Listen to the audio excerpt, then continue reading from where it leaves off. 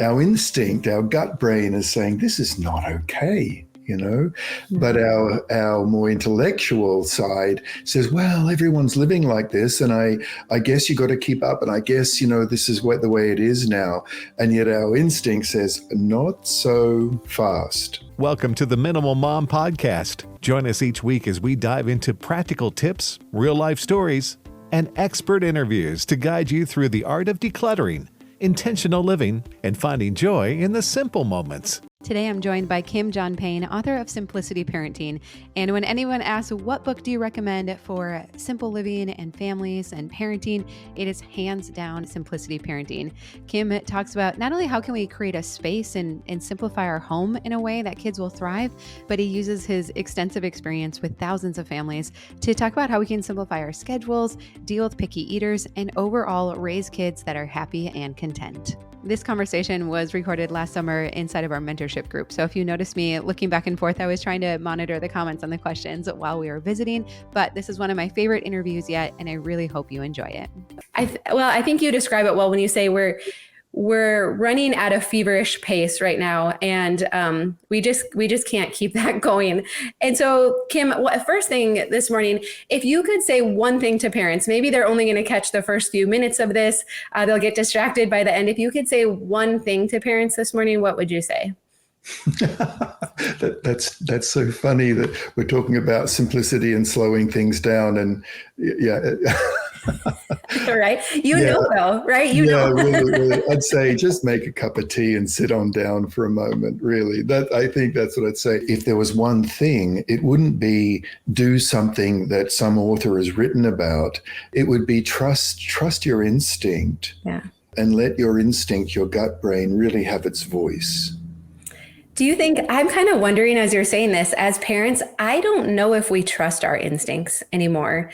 And if we've been keeping this same pace our kids have, and we have so many inputs now, and we don't have a lot of time to sit and have a cup of tea and just really sense what our instincts are.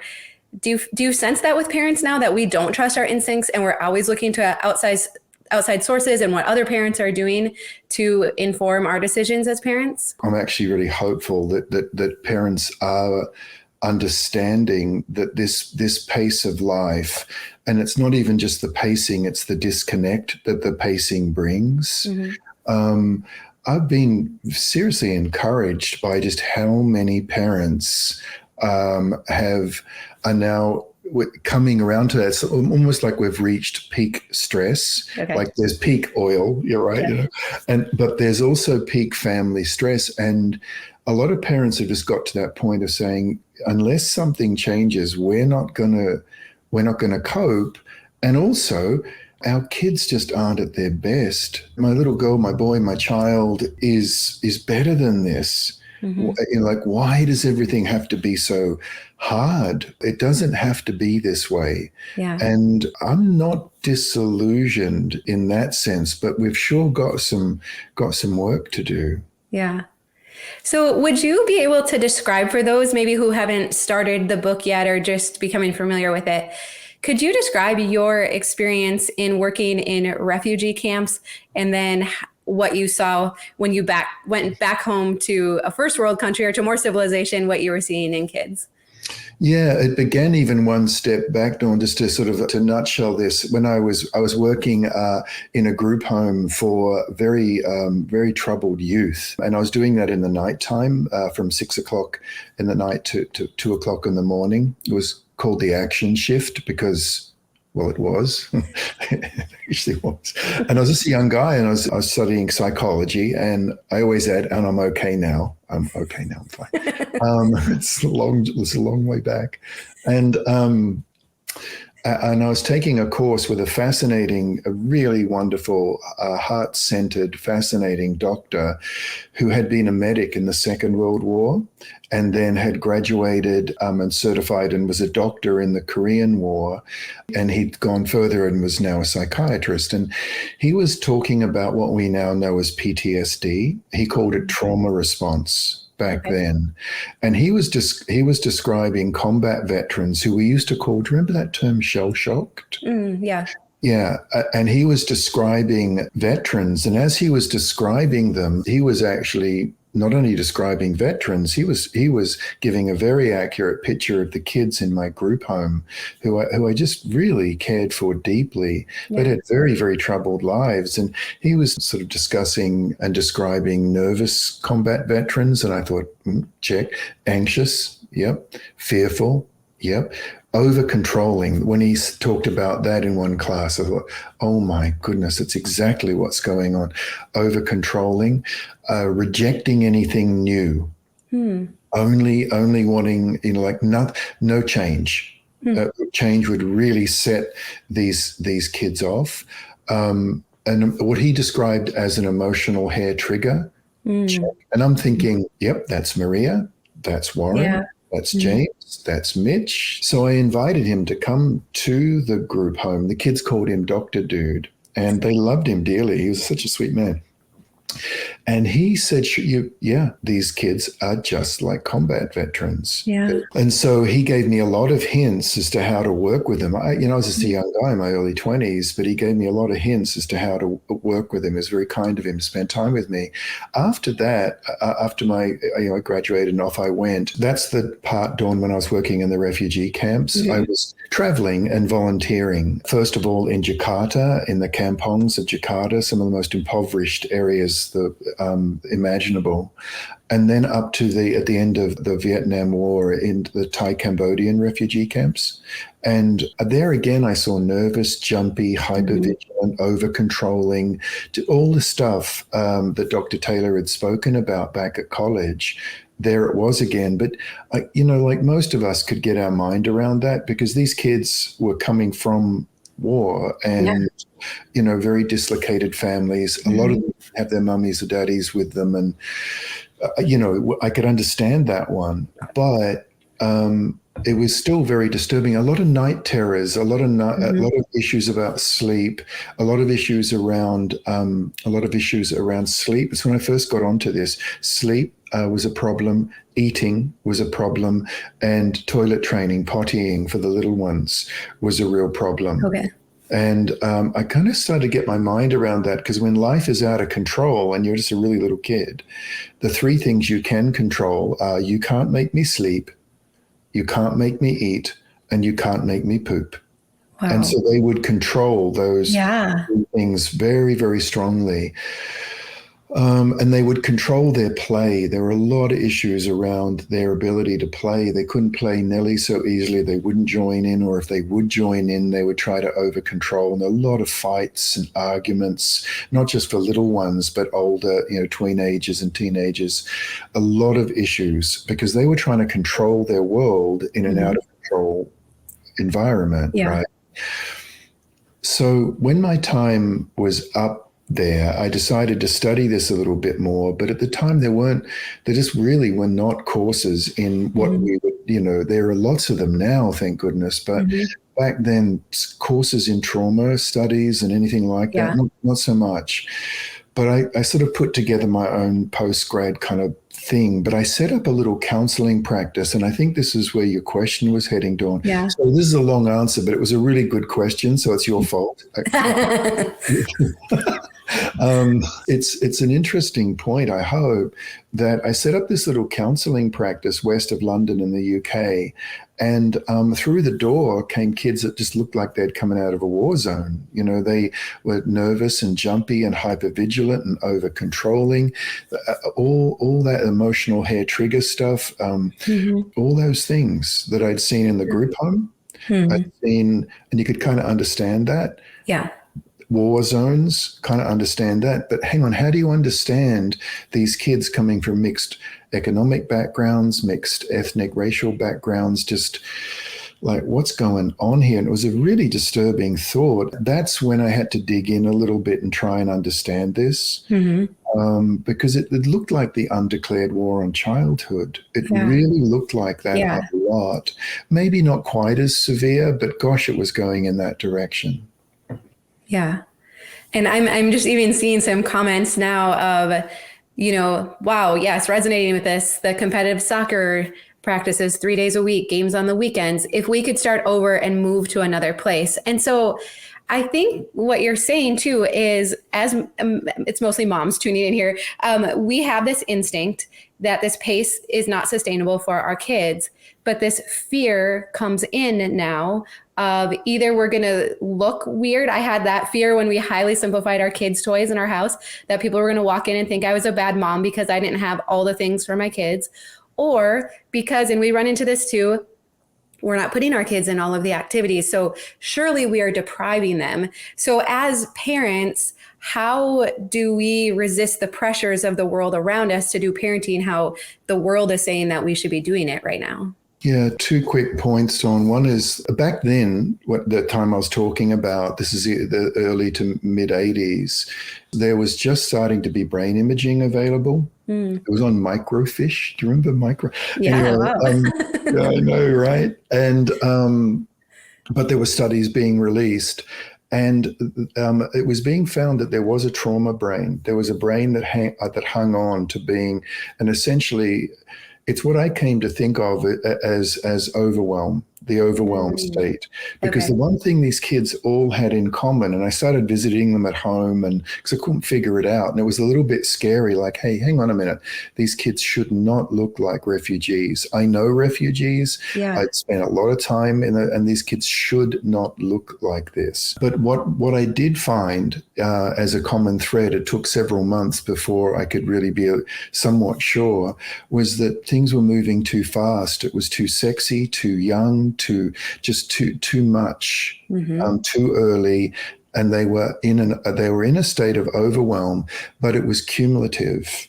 It was slightly under the radar, and it had become normalized. Now, this is back in the mid 80s, for goodness sake. Life was, but it had become normalized, this pace of life. So therefore, I didn't have too many advanced degrees at that stage, so I could do stuff that was just simple. Was you didn't get all the funding and everything back then, and the attention. Right. You just go ahead and just do it. And but I thought, well, if stress can be cumulative, what about cumulatively we take it away? But that's pretty not academically complicated. And what about we just simplify? What about we unstress? What about we dial back in any way we can? What can we do? So we'd sit and we'd figure it out. There was no answer, no one thing. Not back then. There were I've come to see patterns now after 30 years. I've definitely come to see patterns of things that are very successful, really highly successful, but not back then. And so what we started seeing, Dawn, is this thing I write about in the Simplicity Parenting book, that all kids are quirky. They've all got their own little quirks that makes them so lovable and kind of infuriating, something, but they got their beautiful little quirks. When you add cumulative stress to that, this sort of base beat of just overwhelm of too much, what happens is that quirk starts to become inflamed and it starts to become problematic. Like the very busy child who's just very busy starts to become very agitated. But if the stress goes on month after month, the overwhelm goes on, the normal, the new ubiquitous overwhelm goes on, then that child's not just busy, not just agitated, now they're hyperactive. Yeah. Right. If a child is just a very sensitive one, really aware of other people, the problematic behavior is they become a little bit anxious. And if that goes on, you can have a lot of anxiety related disorders. So, and so on and so on it goes. All these little quirks can become disorders. But what we saw pretty quickly within a few months is that as we simplified and moved it back along a spectrum back into being just quirky, mums and dads would say, I feel like I've got my little boy back. Yeah. Can we keep doing this? And I say, well, yeah. Let's please, right? Yeah, let's do it. Let's go. And what I came to realize in a nutshell is that the first overwhelm was a kind of a quirk fever, like a temperament or character fever. Okay. Whatever their temperament was became fevered and problematic. Yeah. As we would simplify and do whatever we could, and we can go through some of those steps maybe, what would happen is that they wouldn't just stop at being quirky. That was their gift. Yeah. So the busy child or the feisty child, and their disorder was ODD, opposition defiance disorder, or a lot of, just even when it's not a full-blown disorder, but it's a lot of pushback. But their quirk is they're just feisty. Yeah. Right now, they're pushing back really hard because their brain, their amygdala, the fight, flight, freeze, or flock brain, saying, your life depends on not putting on this coat. Your life depends on it. And you think, as a mom, you think, oh my goodness, it's like he's wreathing on the ground because I just want to put his coat on. Yeah. He's running away, he's screaming, and all we're trying to do is get in the bath. Right. But the gift of that child is that they are so courageous. When the amygdala calms down, and now the frontal lobes and other parts of the brain can start to, the empathy brain can start having its day in the sun. That child is not just feisty anymore. They are protectors of the weak. I can't tell you how many kids like this become beautiful with animals, for example. Yeah. Or just gorgeous with friends or little kids, and will help them. Yeah. And they're in there, but they're incredibly helpful, and they're courageous, and they're little social activists, and they grow up to be really movers and shakers. But the decision was made by their parents to actually not overwhelm them. Yeah. That kind of gets me to the second point that someone one of your viewers just wrote in, and thank you for that point about soccer and ballet and all that stuff that comes up. There's a really interesting piece of data, bear with me because it sounds a bit weird, but it's from the Trade Department, that by 2035, over 85% of all employment will be self-employed, project-based, part-time, gig-based. Okay. Right? Yeah. So that's the world our kids are going into.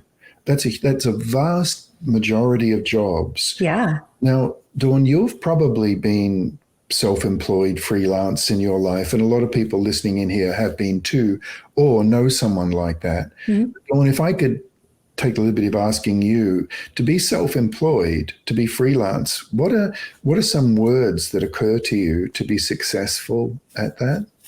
Probably self-directed and maybe driven. Although I'm worried that's the wrong word for right now. But really, but you go for it. There's grit, right? I would add to that problem solving and a lot of people skills. Yes. Okay. You have to really be very socially sensitive to others. And a lot of it's innovative. Now, if we put all that together, where kids learn to do that is through play, through free, unstructured play. They learn it through boredom. Yes. In the book, I write about the gift of boredom. Yes. They learn it from being bored. There's nothing to do. There's nothing to do. Yes. When my kids would say that, I'd say, oh, something to do will be just around the corner. And then you overcome the boredom, you overcome the barrier within you, boredom or whatever it is, you overcome it, and then you find something to do that you're passionate about. You find something to do to pour your creativity into. Now, why do we think kids are going to learn that if they're in piano lessons on Monday, soccer on Tuesday, ballet on Thursday, psychotherapy on Friday to cope with it all, like wild play therapy.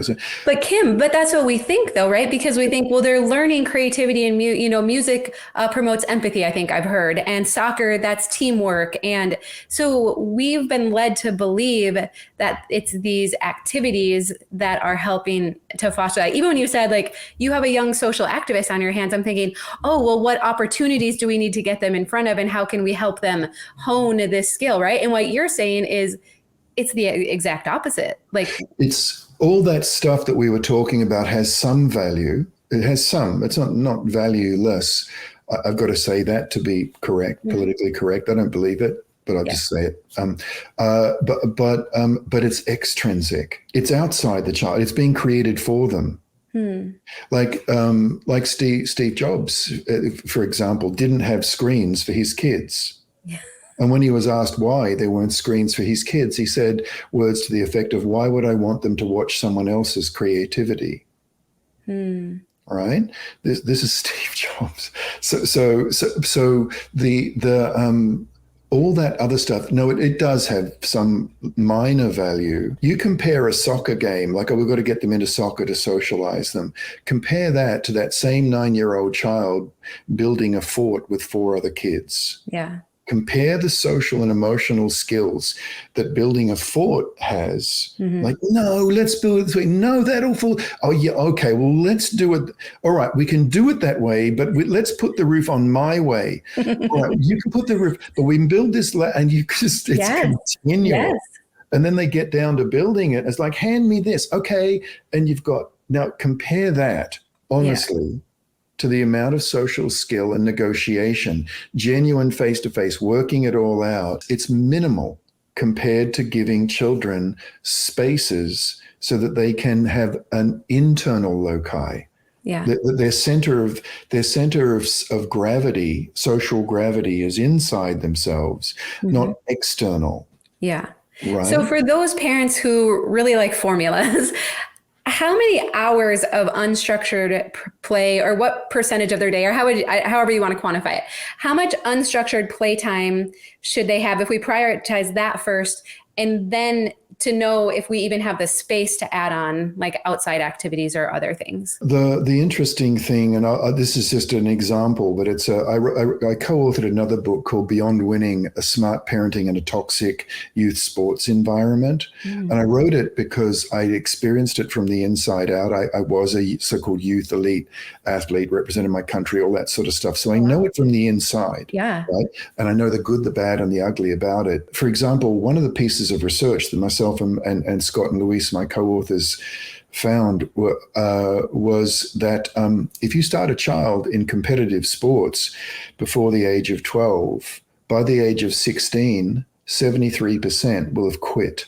Now, having raised a 17, 18-year-old, when they are 16, 17, 18 years old, you want them to be passionate about sports, because there's a lot of other stuff out there you do not want them to be passionate about, right? This book, Simplicity Parenting, originally was going to be called Slow Start, Strong Finish, like a marathon metaphor, but editors didn't like that. But it's kind of true. If you start kids, it's not that we don't want our kids to be social activists, right? But if we want them to be social activists, they start with playing in the park at a pickup game, or building a fort, or playing at home, or making an obstacle course for their bikes and all that sort of stuff, because there's creativity, deep creativity. But again, coming back to formulas, it's hard to say, but if you've got your kid in any more than 1 or 2 after school activities, because school is already a lot to cope with, then it's probably too many. If you think about in terms of the sympathetic and the parasympathetic nervous system, most of us know a little bit about that these days, or know those terms. But school is much of it is sympathetic nervous system. It's all intake. It's all absorbing, stimulating, taking in, responding, reacting, even recess, or especially recess. But the classes, the transitions, and our home life is one of the few places where we can have the parasympathetic nervous system. That's the soothing, calming, and crucially, it's digesting. So that the children can sleep at night. So when they're laying in bed, their wheels still aren't spinning. Interesting. So they're not trying to over control things, because it's all that they're trying to digest everything. I think of it a little bit like the metaphor, Dawn, is like a cup. You know, if you think of a cup with a tap pouring into it, water pouring into this cup, And for the tap and the water, the faucet and the water coming in, it's like that's life. That's the sympathetic nervous system. There's a lot going on there. It's pouring into a child's vessel, into them. All the things they're coping with at school, or the friendships, then the homework, and then coming home, and then soccer, and then they're coping with a lot, and that's pouring into the cup. Okay. Now, for many kids, that cup is spilling. It's all good stuff. I'm not saying these things aren't don't have goodness somewhere in them, but it's too much good stuff. It's just too much. Yeah. And the water is spilling out the side. Now, that spillage is behavior. That spillage is when kids start acting out or getting stubborn or refusing. We've got a choice to make as parents. Do we want to spend our life mopping up spillage, dealing with behavior, or do we just want to turn the tap down? Yeah. Just turn the tap down, and you will get a much calmer kid that when they get excited, which is great, they can become calm and center themselves quickly. It's not like you want them to be zen and calm all the time. You want them to be wildly enthusiastic, but then they can come back and be calm, and then enthusiastic, and then calm. That's so good. And I know I love all of the different examples and illustrations that you give in your book. And so you talk a lot how, highly simplifying our environments. And we will talk about kind of some steps to that. But lots of examples how it helps with ADD, ADHD, OCD, ODD. And I am seeing a comment from a mom right now too, wondering, in your work, do you see differences with children with autism as well? Kids who are neurodiverse are amazing kids. I've worked with so many of them over the years, been with them, accompanied them. I was a school counselor for 25 years, and they are just highly aware of what's going on around them. It's not universal, and it's not all the time. But with children who are neurodiverse, and I would include into that hyperactive, like clinically hyperactive, they have unless we're careful, their sympathetic nervous system, the intake, has like a sticky on switch. Okay. And they're taking in, and they're very, very open. I think of them as little sunflowers. They just open. And they just follow the sun. They're beautiful kids, but they take everything in. Now, we think of children who are neurodiverse, autistic children, as closed down, but they've closed down, not entirely, but largely they've closed down because there's too much out there to take in. It's protective. What countless parents have said, and now former director of all our trainings, because we train simplicity parenting coaches, right, and group leaders. We've trained like 1,200 coaches over the years. And it's a simple little training because, well, it'd be ironic if it was complicated, right? But she is raising a neurodiverse autistic boy. And the reason she was drawn into this work was when she started balancing and simplifying and dialing back, that need for self-protection started falling away. And I've seen this in so many children, that when you calibrate life out there, then in here, the child feels safe to just peep out a little bit more, and then peep out a little bit more, and then not loop and obsess about things, because that's also, that can also ease up. It doesn't go away. I'm not claiming miracles, but it's malleable. It's much, much, much more malleable, because then the amount of intake, basically kids who are neurodiverse need us to pay impeccable attention to the parasympathetic nervous system in their lives, downtime, calm time, and particularly, and this is something I talk about in the book, Dawn, is this rhythm and predictability, so they know what's coming next, without it becoming rigid. I don't mean that, but they can just basically relax into their lives. And don't need to sort of do a lot of that compensatory behavior. We can try to teach. See, this is the other way to go about it, right? We can have a neurodiverse kid and we can put them in classes so that we absolutely teach them how how to be normal, how to mask themselves, how to be normal. The other way to do that, and I'm not suggesting these two things, I'm not suggesting kids shouldn't be taught how to cope with certain environments, of course. But in my opinion, there's way too much emphasis on that kind of thing of teaching them to be normal. They are who they are, and they're beautiful. But the thing that we can do, which is just straight up kind, is to dial their lives back, to make it predictable, to make it rhythmical. And then the amount of masking, the amount of turning away from all that stimulation, we don't need to then be so hard with teaching them how to behave in an environment, because the environment is not overwhelming in the first place. It's a lot easier for them to be in that environment. Yeah. Sorry, that's another long answer. Whoops. No, I think this is wonderful because this is brand new information for a lot of parents. And so I think, so you're talking to an audience that values simple living. In this group, we're working on decluttering our homes. And so I would like you to walk through a few practical things that we could be intentional about with our kids and simplifying our environment, because I know it's not just physical stuff. And then I also want to ask you, because I know many moms are saying, well, especially my ADHD and autistic children are really attached to their stuff. So I know that question is probably floating through a lot of the minds right now. So do know we will get to that. But first, will you just help give us some basics of when you're talking about simplifying our children's environment, what are kind of the key aspects of that? Yeah, the autistic kids, and those two things are really interwoven, and I really appreciate you pointing that out. For autistic kids, for neuro, I prefer the term neurodiverse, but whatever, for neurodiverse autistic kids who also loop in their behavior, they might not be autistic, but they loop. You actually don't simplify the environment first. You don't take away their toys and their books. What you do is you actually move to other areas and make their lives much more rhythmical and predictable. Okay. You dial back scheduling. Okay. Crucially, you dial back screens, because that is nervous system overwhelm. We can come to that later.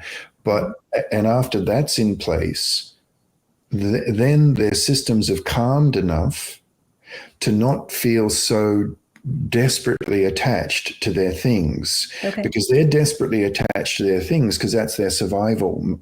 That's how they get through. Okay.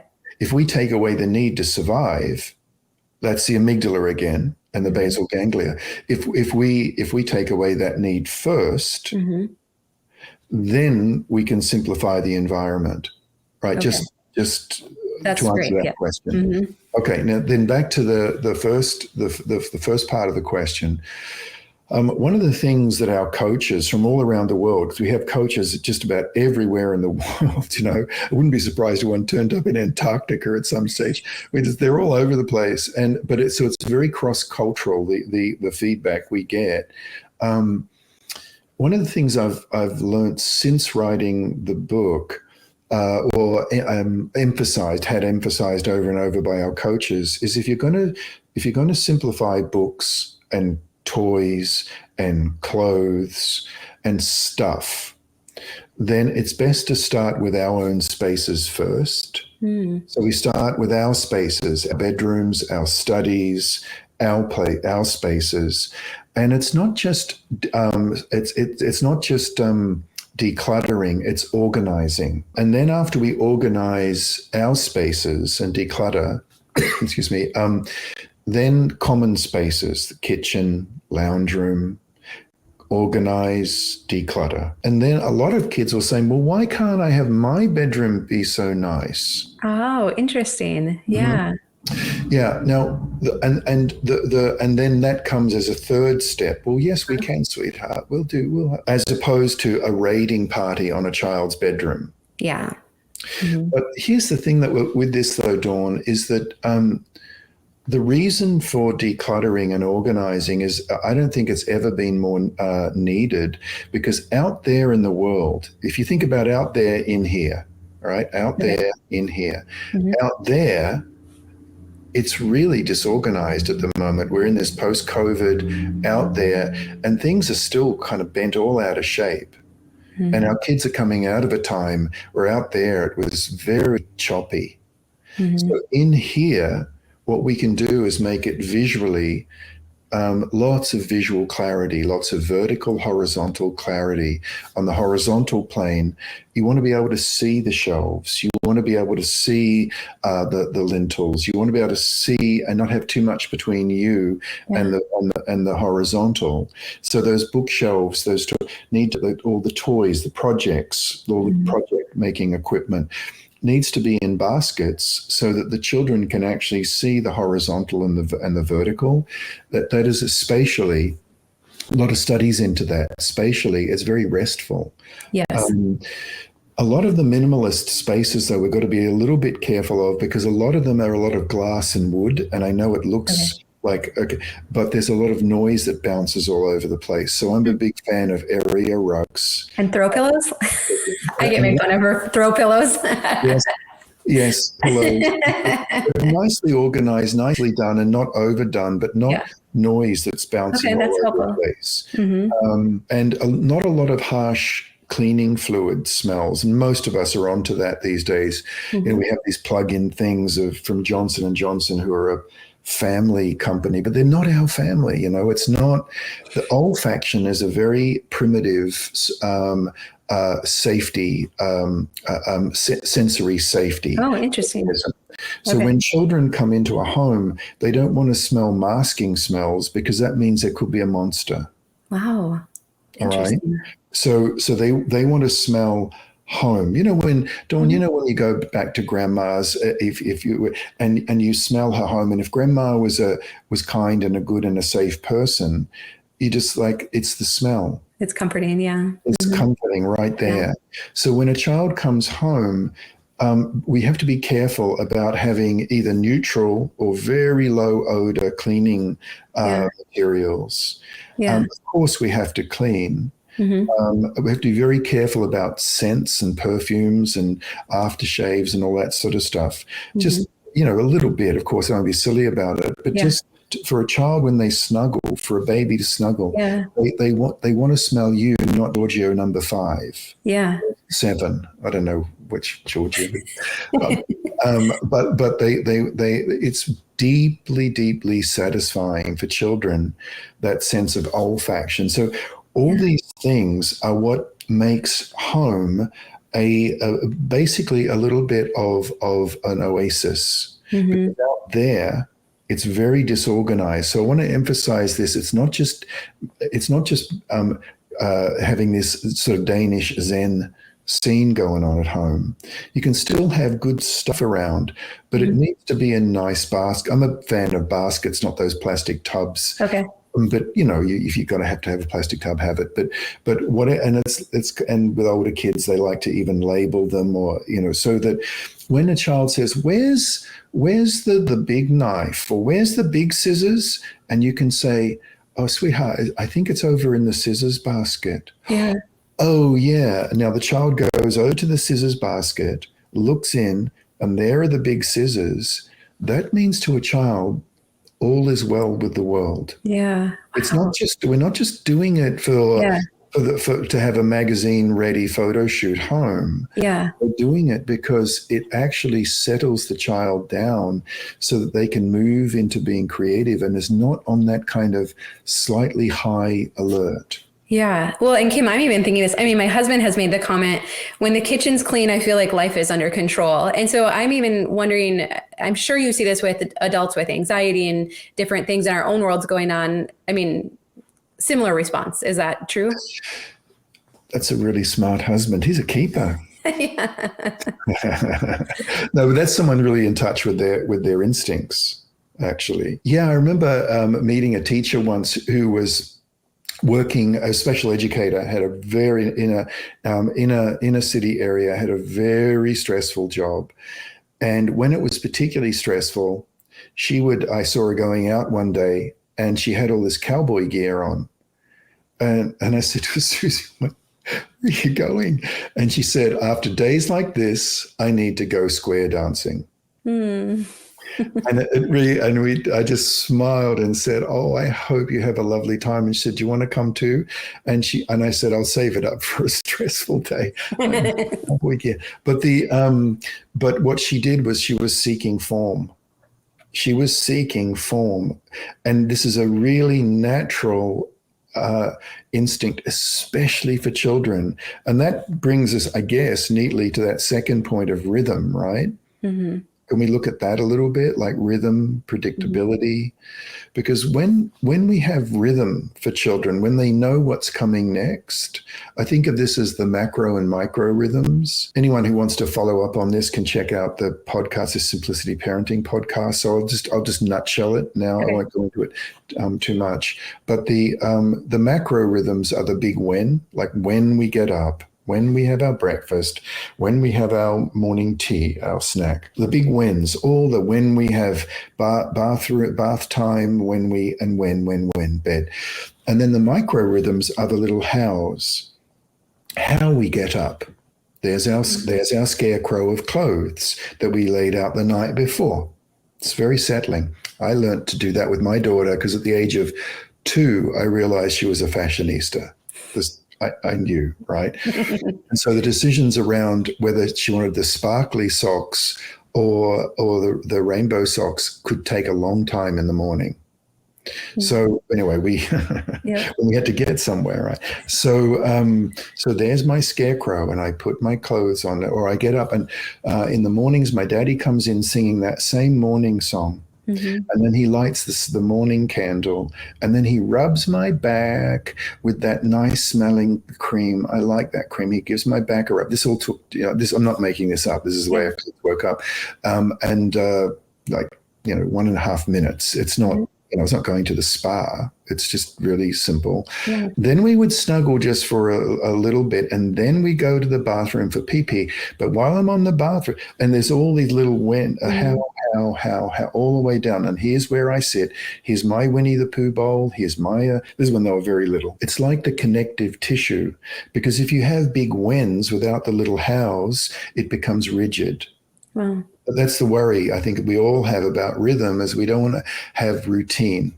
I think there's difference between routine is cold, separating, disconnecting, whereas rhythm is warm, predictable, and very, very, very connecting. And when we have that in a child's life, all the little breadcrumbs, like basically all the little things we do, and every time a child sits down to eat, young ones, if they're home or on the vacation as we have coming up now, even older ones, we just preview the next couple of hours before we. It's really simple to do, actually. Yeah. You just sit there and you say you're about to clean up. The kids have eaten, and you say, now, okay, so from snack up until lunch, it's outdoors time, right? You guys were going to go outside. Okay, what you going to do? All right, you're going to do the bike ramp, the jump. Okay, good. Don't forget to put your helmet on, or whatever it is. Mm-hmm. And then you preview the next 2 hours. Then lunch happens. They've eaten. They're good. Yeah. What's happening up until afternoon tea, until snack? And so you preview. And that's all the connective tissue. Now, if you do that, and especially the feedback we've had is that when you have rhythm, the big rhythms, the little rhythms in place, not everything has to then be so hard because you're not making it up. Yeah. Because they know what's coming next within reason. It's got to have, that's the great thing about rhythm, is that when you've got really good rhythms and you get knocked out of rhythm and you've got to do, like you have extended family visiting or something like that, or there's big events that happen, stuff you've got to do, then you've got something to return to. Yeah. Then the kids reset really quickly. And so rhythm is, because again, out there, it's really choppy at the moment. Is there school? Is there not school? Our kids have come through, there's school, there's masking, no school's out. Then and they've come from this sort of choppiness of dramatic unpredictability, more than I think pretty much we've experienced in many, many, many decades, perhaps since the Second World War and in war zones. Mm-hmm. We've just been through a war zone, and I know war zones. I've been in them. Yeah. And I'm seeing more and more and more kids really struggling with retained primitive reflexes, with sensory integration issues, because they just simply haven't felt safe. One of the ways we can keep kids safe is to declutter and organize, point 1. Point 2 is have little and big rhythms. Yeah, there's 2 other points I talk about in the book, but the big ones. I'd say of all the things that have been going on lately, having rhythm and predictability is perhaps one of the beginning points. And Wow. it's not, and one doesn't need to become rigid about it. Yeah. I'm seeing comments about two things.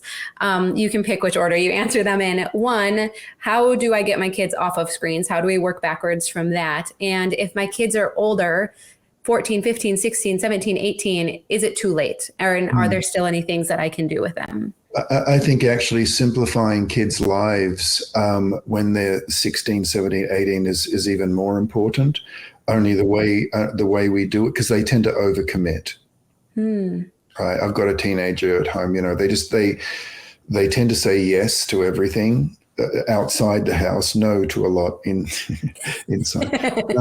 And I don't say this to be self-referential, Dawn, but in my book, The Soul of Discipline, I talk about 3 different phases, and I'll just really nutshell this because it's way too much to go into now, but I talk about when children are little, they need us to be the governor of the family state. The metaphor I use is the governor. We are establishing. It's a time of establishing values. Here's what we don't do, but here's how we do it. Here's what we do when we come to the dinner table. Here's what we don't do. We don't jump down. We don't throw food around. No, but here's what we do. And it's like here's what we don't do, and here's what we do. Right up until about the age of 7 or 8 is a real, and I think we're the governor, and it's the kindly governor, not the sort of malevolent dictator. Yeah. But it's firm and it's kind, but it is firm.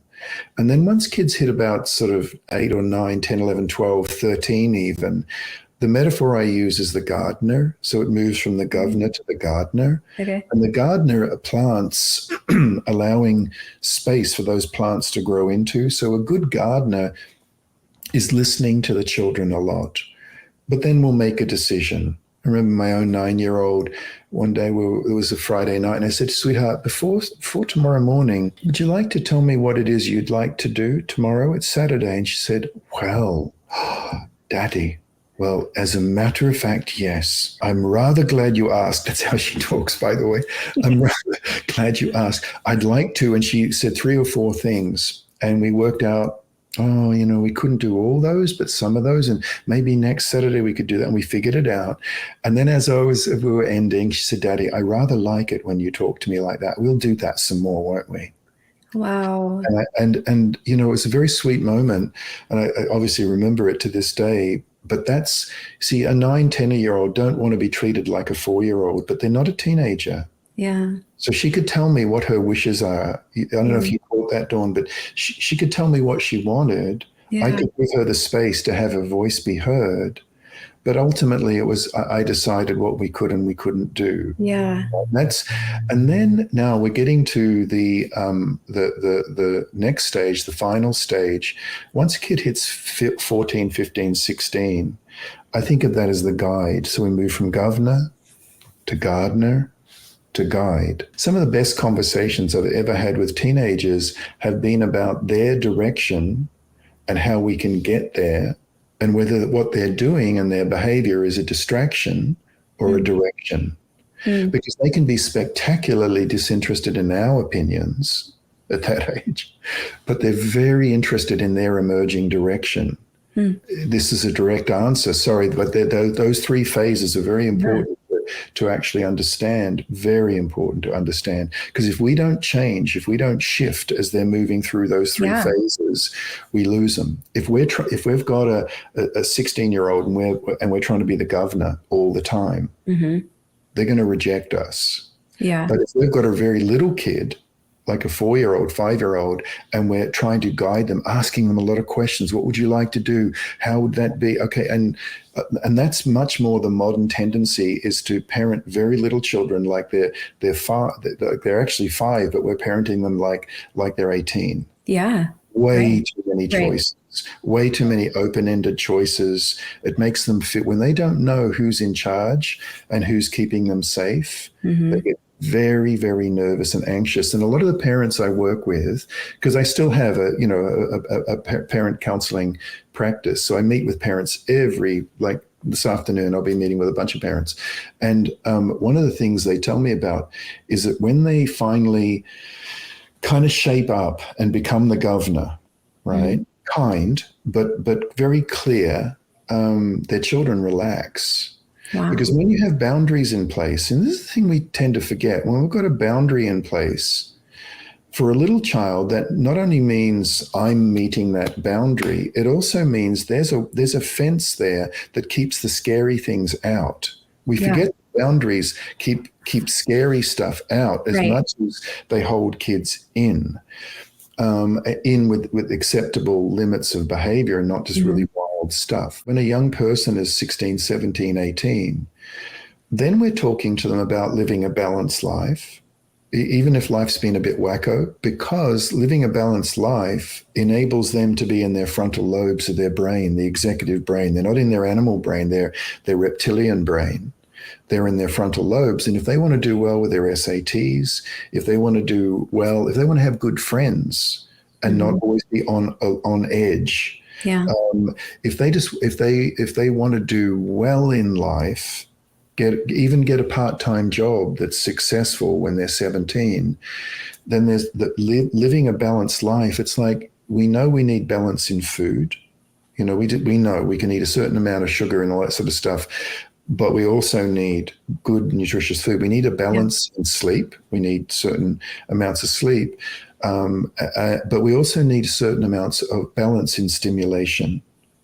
Because without that balance in stimulation, then our brain is on overdrive, and our capacity to learn and to be able to absorb information at school and not have to work so hard, and not have to just be able to basically remember stuff, but also be a good friend, also be relaxed enough to have a good friend and be fun and not be anxious. That depends on living a balanced life. And I've had that conversation with countless teenagers. If you want to do what you want to do, not what I want you to do, but if you want to do what you want to do, then we've got to talk about how we can get this balanced for you, so you can go in the direction that is your direction. There was another one though, right? Yeah, for the parents that need to dial back screen time with their kids. And I know I'm also seeing like some parents feel like, I've already ruined my child.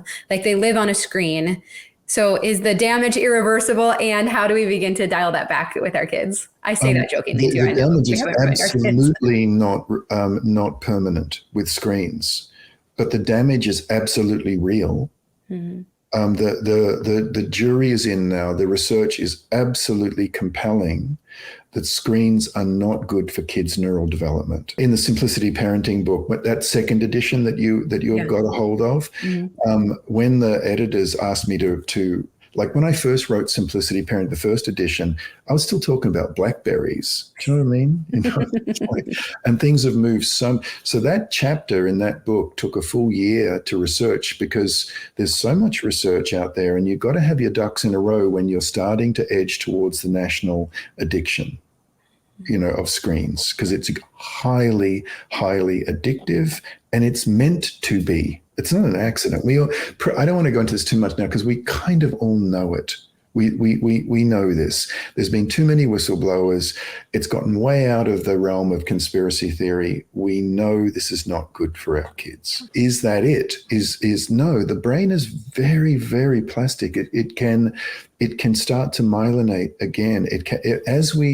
I would recommend, highly, highly recommend Victoria Dunkley's book, The 28-Day Brain Reset. Victoria Dunkley is a medical doctor. It's Dunkley.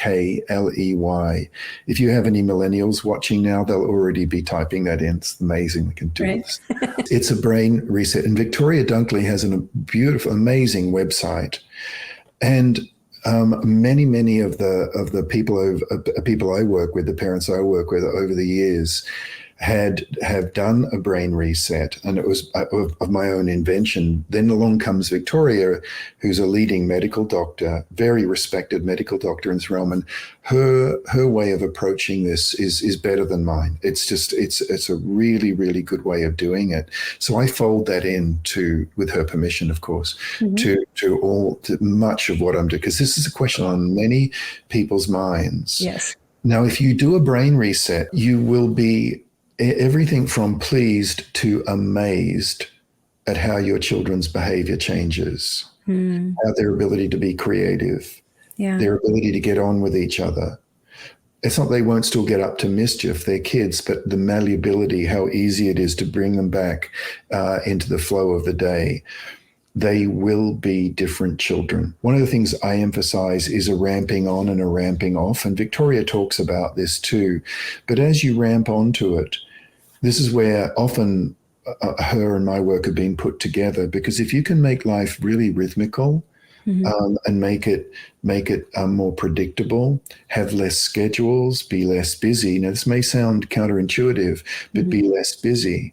Then the children will not need the dopamine hits of screens nearly so much. Dopamine is that quick reward, pleasure, reward, very quick, very quick. It's very, very, very hard for children who have been tuned to dopamine to then, if you say to them, and remember, pleasure, reward, and you say, Sophie, it's time to clean up your room.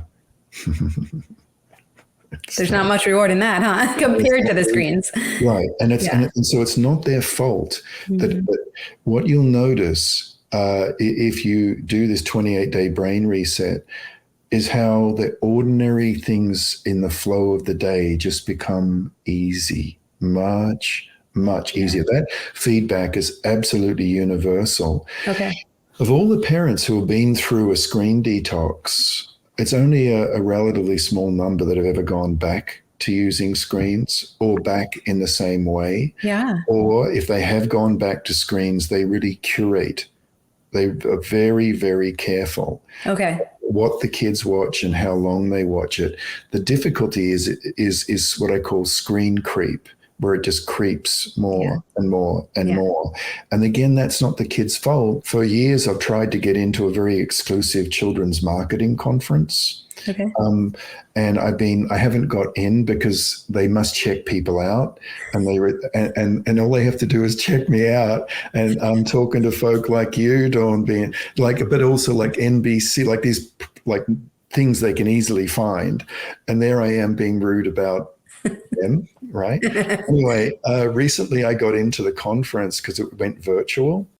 Okay. And the reason I'm mentioning this is that all the big breakfast cereal makers, particularly the app designers, hardware, software, clothing company, all the folk that market to children and tweens and teens, they were all there. Even the auto companies, the car making companies, because they know that if you can get a child's brand recognition by the age of 2, you'll have brand loyalty by the age of 6, right? Wow. So if you look at those car ads, a lot of them have got kids in them. Yeah. Right? That's not random. Anyway, I went to this conference and I followed where everyone was going. And it was a large group of people. And the conference was worth the rather expensive price to get into it for 2 words. We are no longer regularly referred to, Dawn, you and me, as parents. We have a new name. Our new name is purchasing friction. Oh, man. That's our name. And the conference, the biggest workshop where there were hundreds of people, because it was the 3rd in a series, was case studies, reports and case studies from the successful removal of purchasing friction. And they spend $16 billion a year in this country removing our values from our kids' lives. Yeah. Now, it's just, as a parent, it's just too hard to compete against such psychologically manipulative and really clever people. They're really smart. I'm just not that smart as a daddy to compete. And I have studied psychology all my life, but we don't even know we are competing, right? Like, not even are we not smart enough. We're not even aware that we're competing. Right. Because there's product placements, there's influencers, they went through the list. And what they'll do is they'll first of all try to flatter us as parents. Like, if you buy this, you are going to be so loved. Yes. You're a You, better parent. yeah. Mhm. And then if that doesn't work, because a lot of us are kind of onto that, or we can't afford it. If that doesn't work, then they say to the kids, your parents are really dumb. They don't know. They are self-interested, and they portray adults as just disconnected, and you're the ones that know. And then what they do is they loop they know this the study into pester as in pestering someone. Mhm. And if a child receives a screen-driven message, they'll come, I wrote about this in the book, they'll come back over 20 times, 24 times, over and over and over to get those pair of sneakers, to get that t-shirt, to get that game, to get that app, like over and over. Without a screen-driven request. If it's a friend at school who has a new pair of sneakers and they want it just like that, they'll come back 3 times. Wow. Normal is 3. Wow. And they know this. The Pester Power study was it's been around for a while now, and they know it and they play on it. So we're really being messed with, and our Mhm. families, and it's our family values that are being messed with. Yeah. And this is not conspiracy theory. It's kind of the opposite. They're Right. very open about They're it. very obvious about it. Right. Yeah. Yeah. Wow. Well, I know we need to wind up. There's one question I've been seeing repeated though, is because we do have many grandparents watching as well, so which we're so grateful for. If this is resonating with them, they want to present these ideas to their children so it can influence their grandchildren. Do you have any tips for how grandparents can help with this? Grandparenting is such a beautiful and delicate art, right? That's a good way to put it. Because there's the governor, the gardener, the guide. That's how we're parenting. But then what happens when now our own kids grow up and have their children, Mm, and and we're in a sense we're witnessing, we're active, we're witnessing at this point. One of the things about simplicity parenting is that if you're talking to your granddaughter, talking to your daughter or your grown-up daughter or son, child, grown-up child, you can start at the simplest thing. Like, let's say it's just starting with organizing their craft table mm, and just buying some nice little baskets that you've measured up that will fit right on. And there's very few parents, your own children, who say, please don't organize the crafting table, right. right? Yeah. Yeah. You can start with whatever you think. Our coaches often talk about small and doable.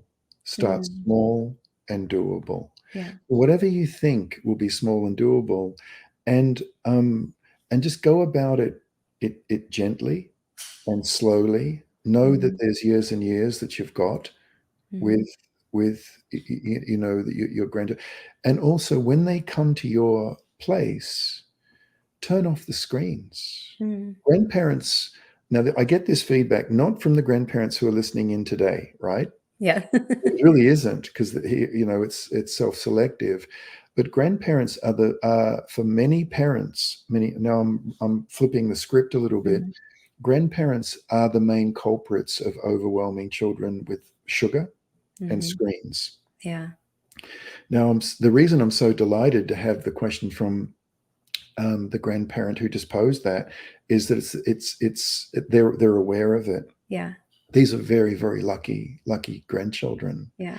So when they come to you, have a simple, connected environment. Have things to do, not too many, just Yeah. little things to do.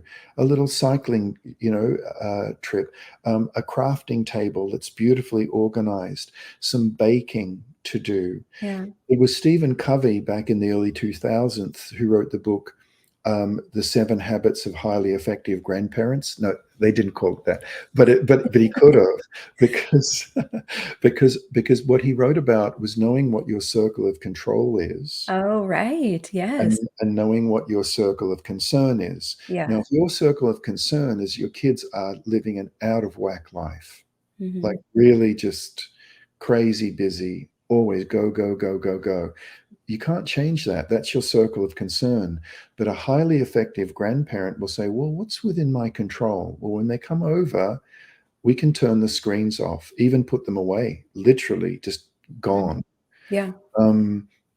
We can be careful not to have scary conversations around the kids about politics and about war. Yeah. We can get some crafting projects ready. It's not always, I'm going to go here, we're going to do that, we're going to do this, we're going to do that. It's just yes, maybe once a day go do something. But the other times, and we can, so this is our circle of control. Now, if you do that enough, I think there's a third circle, which is the circle of control is small. It's the size of a grapefruit. Our circle of concern for our grandchildren is the size of a beach ball. It's big. But within our circle of control, if we do that enough and the kids like it, and they will like it, what child doesn't like baking and hearing stories of grandma when she was a naughty little girl? The naughty is the best stories, right? But they do. They love it. And that then increases our circle of influence and also authenticity. So if you talk to your own son or daughter, your own grown-up child, about more downtime, and when they come over to visit you, you're having more downtime, then you're being real. It's not just philosophical. Yeah, that's so good. Well, I'm seeing many comments of, don't let this end. This is so good and so helpful, but we will wrap up for today. Of course, we're going to link to your books down below as well as your podcast. And so, Kim, thank you so much for being with us and sharing all this valuable information. I know we're all so grateful. Oh, it's so nice to meet you, Dawn. Keep it up. Yay. Thank you so much for joining us today. If you're looking for more support, be sure to check out The Minimal Mom on YouTube too. And we'll see you next time.